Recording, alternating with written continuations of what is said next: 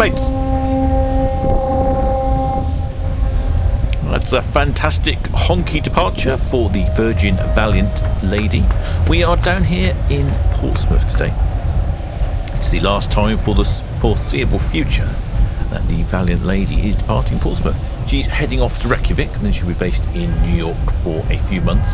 And then in October, she's going to be based in San Juan in the Dominican Republic, returning in the April 27 season to Miami, and then in 28 heading over to Barcelona, but not due back in British waters for a while. So I thought I'd take this opportunity to watch her depart Portsmouth. Now, if you weren't familiar with Virgin Cruises, they are strictly adult only, 18 plus. Included with the price of a cruise is basic Wi-Fi, tips, group fitness centres and soft drinks are included. There are over 20 unique dining experiences on board. They've done a few things differently on Virgin Cruises, and some passengers have not liked it and some have. Valiant Lady is 4 years old. Amusingly, the class of this vessel is Lady Ship. Very lovely class name. She's 111,000 gross tons, 278 metres in length. Maximum passenger occupancy of 2,860. And of course, she has a number of sister ships: the Scarlet Lady, the Resilient Lady, and the Brilliant Lady. In June of 2015, Virgin Cruises announced it was placing an order for 3 cruise ships with the Fincantieri shipyard in Italy, reportedly costing $2.5 billion.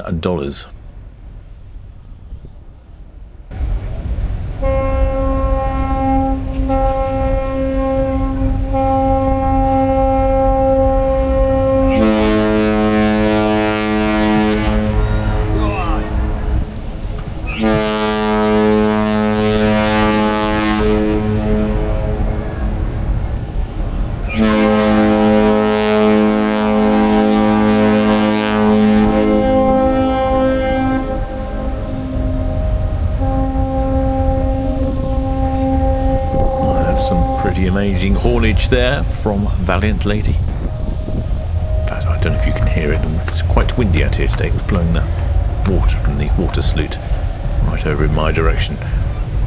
But you can just about hear the music, I think, from the sailaway party up on the top deck.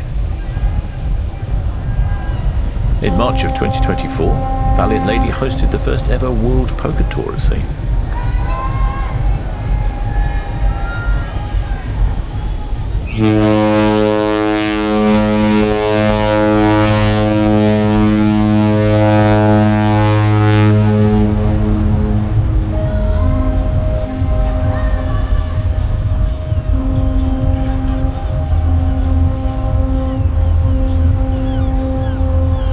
Apparently, according to the website, Valiant Lady's signature mermaid, the heart and soul of the ship, represents strength and vulnerability. She embodies the spirit of women who aren't afraid of their own power and who helm their own ships, sailing confidently towards their dreams. Sounds like a lot of marketing twaddle to me. The small vessel there, you can see just passing the Virgin Voyages sign on the stern of the ship, is the pilot vessel. They'll be collecting the pilot from on board Virgin Voyages.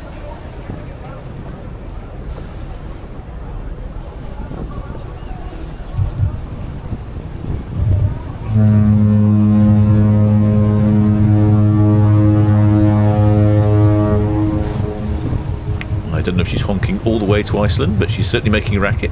In the background there you can see the hovercraft from Ride, just about to arrive at Southsea. Quite a striking vessel, the Virgin Voyages ships. They are all grey with red accents along the top. Initially I thought, we get it, you're honking. Initially I thought it was going to be not very attractive, but actually I quite like it. It's quite crisp and fresh, makes a change from the usual white. As ever, Virgin going for the subtle branding there on the stern. And the water salute continues. You can see the pilot vessel there about midships. Picking up the pilot, he's done his duty. He's guided the ship out of the port, heading along the English Channel up to Reykjavik.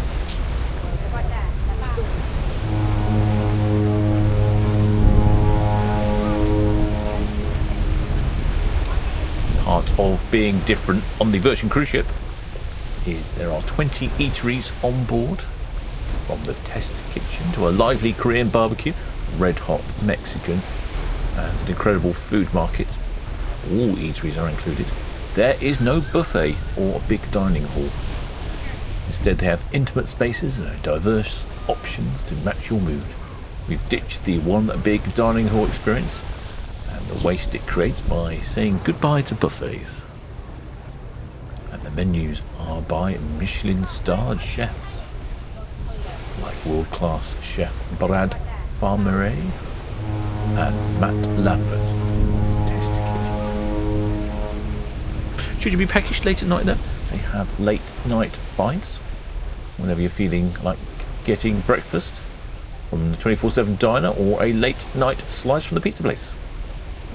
If your schedule doesn't stop, nor does ours, so the website says. Well, I hope you enjoyed that one, shipmates. It's a pity we don't get the Virgin Voyager ships into the wonderful port of Southampton. Till next time, shipmates.